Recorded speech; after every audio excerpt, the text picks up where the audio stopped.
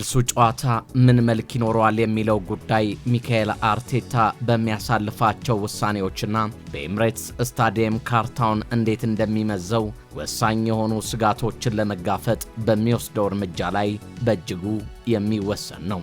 እንደዚህ ባለ ወሳኝ መድረክ ላይ በራስ ሜዳ ስትጫወትና ውጤቱም 1-1 በሆነበት ሁኔታ ወደፊት ተጭነህ በመውጣት ጨዋታዎችን ለማሸነፍ መጣር ግዴታ ይሆናል። ነገር ግን አርሰናል በቅርብ ጊዜያት ይህን ለማድረግ ሲቸገር አስተውለናል። በስፖርቲንግ የመልስ ጨዋታ ላይ ይህን አላደረጉም። በእርግጥ በወቅቱ በድምር ውጤት ይመሩ ስለነበር ያን ማድረግ አይጠበቅባቸውም ነበር። አሁን ግን 1-1 በሆነበት ሁኔታ አንድ ነገር ማድረግ አለባቸው። በሆነ ሰዓት ላይ ስጋት ውስጥ ገብተው ወሳኝ ቁማር መጫወት ግድ ይላቸዋል። ስለዚህ ይህን ሁኔታ እንዴት እንደሚወጡት ማየት እጅግ አጓጊ ይሆናል።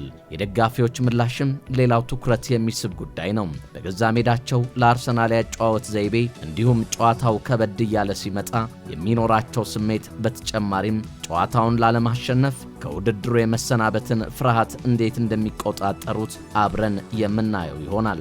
ስለዚህ የመልሱ ጨዋታ የሚጠናቀቅበት መንገድ በጣም የሚጠበቅ ነው። አርቴታ ገና ከጀምሩ አጥቅቶ ይገባል ወይስ አይገባም የሚለውን ማየት አስገራሚ ይሆናል። አርቴታ እጅግ ጥንቃቄን የሚያስቀድም አሰልጣኝ በመሆኑ ከጀምሩ ኃይሉን አሟጦ ይገባል ብዬ አላስብም።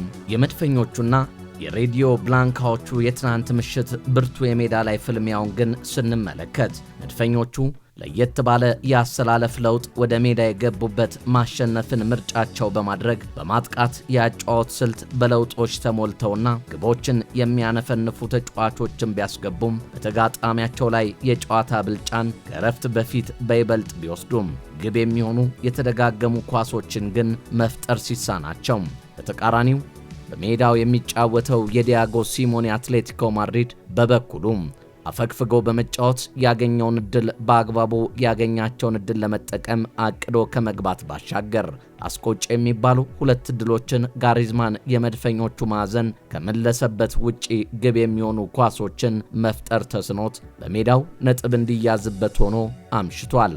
ጨዋታው ለእይታ እምብዛም የማያስደብር ቢሆንም ግን የግብ ድርቅ ሲታይበት ሁለቱም ክለቦች ያስቆጠሯቸው ግቦች በፍጹም ቅጣት ምት ሲሆን 8 የሚደርሱ ቅጣቶች በጨዋታው ሲመዘገቡ 0 በጨዋታ የተመዘገበ የግብ ውጤት ነበረው። በጨዋታው ሰፊ ዕድልን ይዞ የተመለሰው አርሰናል በአውሮፓ መድረክ ታላቅ ግምት የሚሰጠው የአርሰናልና የአትሌቲኮ ማድሪድ ትናንት ምሽት ጨዋታ የተለያዩ ጨዋታ ፍልስፍናዎች የሚጋጩበት በመሆኑ በብዙዎች ዘንድ በጉጉት እየተጠበቀ ቆይቷል።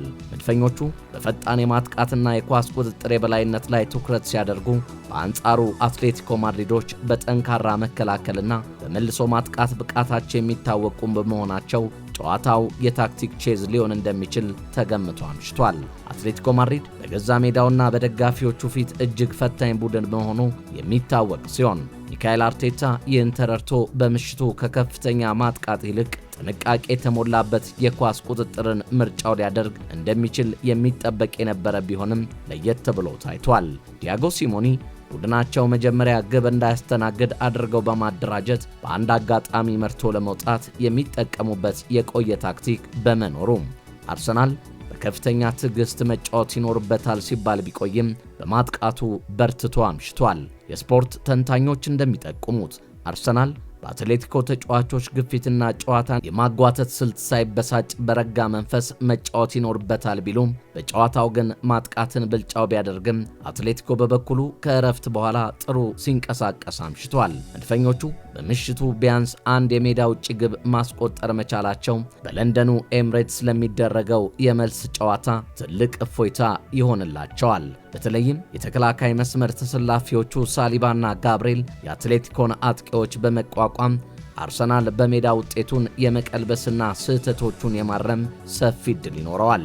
ይሁንና መድፈኞቹ ሳካን፣ ጋብርኤል ጄሱስን፣ ትሮሳርድን በቅያሬ ወደ ሜዳ ማስገባታቸው ውጤቱን አስጠብቀው ከመውጣት ባሻገር አንዳች ፋይዳ ሳይፈይዱ ሲያመሹም የእንግሊዙ የመሃል ሜዳ ሞተር ዲክላን ራይስ ድንቅ ሆኖ ሲያመሽ ብዙ የተጠበቀው የአትሌቲኮ ማድሪድ አልቫሬዝ ብዙም ሳይደምቅ ከእረፍት በኋላ የአርሰናል ተጫዋቾችን ጫና መቋቋም ተስኖት ከሜዳ በጉዳት ሲወጣም በሳምንቱ ጨዋታ መድፈኞቹ ሰፊ ዕድል ይዘው ወደ ሜዳቸው ሲመለሱ በታሪካቸው ለሁለተኛ ጊዜ ለፍጻሜ የሚደርሱበትን ዕድል ይዘው ሲያመሩ አትሌቲኮ በበኩሉ ጫናዎችን ተቋቁሞ በኢምሬት ካሸነፈ ለአራተኛ ጊዜ ለፍጻሜ የሚደርስ ሲሆን አሰልጣኝ ሲሞኒ አትሌቲኮን ይዞ ለፍጻሜ በመድረስ ሶስተኛቸው ይሆናል። በጨዋታው የዳኝነት ውዝግቦች የተነሱ ሲሆን አንዳንዶች ተቋሟቸውን በዚህ መልኩ አሰምተዋል። የቀድሞው ዝነኛ አጥቂ ክሪስ ሳተን አርሰናል ከአትሌቲኮ ማድሪድ ጋር ባደረገው ጨዋታ የተሰጡ ዳኝነቶችን ክፉኛ ተችቷል። በአርሰናል ላይ የተወሰኑት ሁለት ውሳኔዎች አሰቃቂ እንደሆኑ የገለጸው ሳተን መድፈኞቹ ወደ ለንደን መመለስ የነበረባቸው ከዚህ በተሻለ ውጤት ነበር ብሏል። አትሌቲኮ ማድሪድ የፍጹም ቅጣት ምት ያገኘበት የቤን ዋይት የእጅ ኳስ ጥፋት ተገቢ እንዳልነበር ሳተን ይከራከራል። ኳሱ መጀመሪያ ያረፈው በቤን ዋይት የታችኛው እግር ላይ ሲሆን ከዚያ ተመልሶ ነው እጁን የነካው። በሕጉ መሰረት ኳስ ከራስ አካል ተመልሶ እጅ ላይ ሲያርፍ እንደ ጥፋት ሊቆጠር አይገባም ነበር ብሏል። በመጨረሻው ደቂቃ አካባቢ በአርሰናሉ ተጫዋች ኢዜ ላይ የተፈጸመውን ጥፋት አስመልክቶ ሳተን ዳኛውን ወቅሷል። ተከላካዩ አንኮ በኢዜ እግር ላይ መርገጡ በግልጽ ይታያል። እንዲያውም የአትሌቲኮ ተጫዋቾች ድርጊቱ ፍጹም ቅጣት ምት መሆኑን አምነው ምንም አይነት ተቃውሞ አላሰሙም ነበር ብሏል። ዳኛው ወደ ቪዲዮ መመልከታቸው ሲሄድ ውሳኔውን እንደሚቀይር ታውቆ እንደነበር የገለጸው ሳተን ዳኛው በሜዳ ላይ የሰጠውን ውሳኔ ለማጽናት የሚያስችል ጠንካራ ስብዕና ሊኖረው ይገባ ነበር። በቪዲዮ ላይ ንክኪ እንዳለ በግልጽ እየታየ ውሳኔውን መቀልበሱ አርሰናልን ጎድቶታል ሲል ቅሬታውን ገልጿል። ምንም እንኳን አትሌቲኮ በሁለተኛው አጋማሽ ላሳየው ብቃት ውጤቱ ይገባዋል ቢባልም እነዚህ ሁለት ወሳኝ የዳኝነት ውሳኔዎች አርሰናልን ድል ነጥቀውታል የሚለው የሳተን ትችት በስፖርት ቤተሰቡ ዘንድ ከፍተኛ መነጋገሪያ ሆኗል። ሩኒ በበኩሉ እንዲህ ሲል ተደምጧል። እውነት ለመናገር እዚህ ስቱዲዮ ተቀምጬ ግራ ገብቶኛል። ለእኔ ይህ በማንኛውም ሁኔታ ፔናልቲ ነው። በዚያ የቫር ስክሪን ላይ የፈለጋችሁትን ያህል አቅጣጫ ብታሳዩኝም እዚያ ጋር ንክኪ አለ።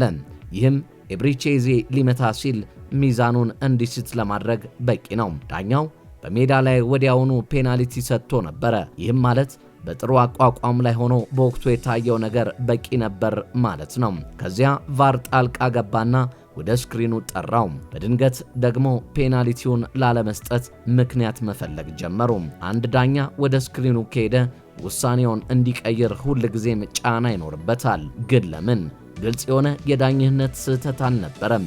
ጥፋት ፋውል ነው። ኢዜ ኳስ ጋር ቀድሞ ደርሷል። ኳሷን ነክቷል፣ ተጠልፏል።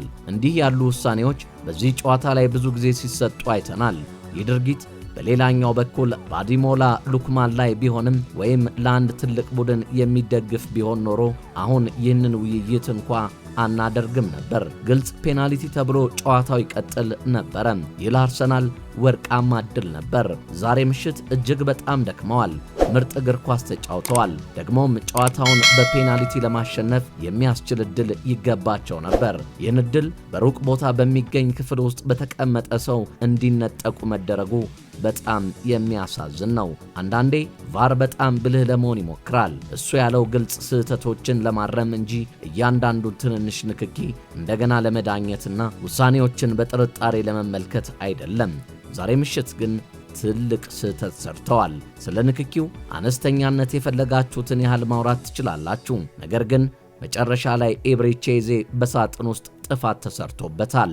አርሰናል ዛሬ ምሽት በግልጽ ተዘርፏል። ነገሩ በእውነት የሚያሳፍር ነው ሲል የቀድሞ የማንቸስተር ዩናይትድ የመሃል ሜዳ ሞተር ዋይኒ ሩኒ ተናግሯል። እርሶስ አርሰናል እውነት በዳኛው ተበድሎ ውጤቱን በሰፊው ሳያስጠብቅ ወደ ኤምሬት አምርቶ ይሆን? ሐሳቦን ያጋሩን። የተወደዳችሁ የቻናላችን ቤተሰቦች ቻናላችንን ላይክ፣ ሼር፣ ኮሜንት፣ ሰብስክራይብ እና የደወል ምልክቷን እየነካችሁ አብሮነታችሁን ስለምታደርሱን ከልብ በማመስገን ለዛሬ ያዘጋጀንላችሁ ዝግጅት ይህንን ይመስል ነበር። በሌላ ዝግጅት እስክንገናኝ በያላችሁበት ቸርና ሰላም እንድትቆዩልን በመመኘት በዚሁ ተሰናበትኳችሁ። ሰላምና ቸር ከእናንተ እንዳይለይ በመመኘት ነው።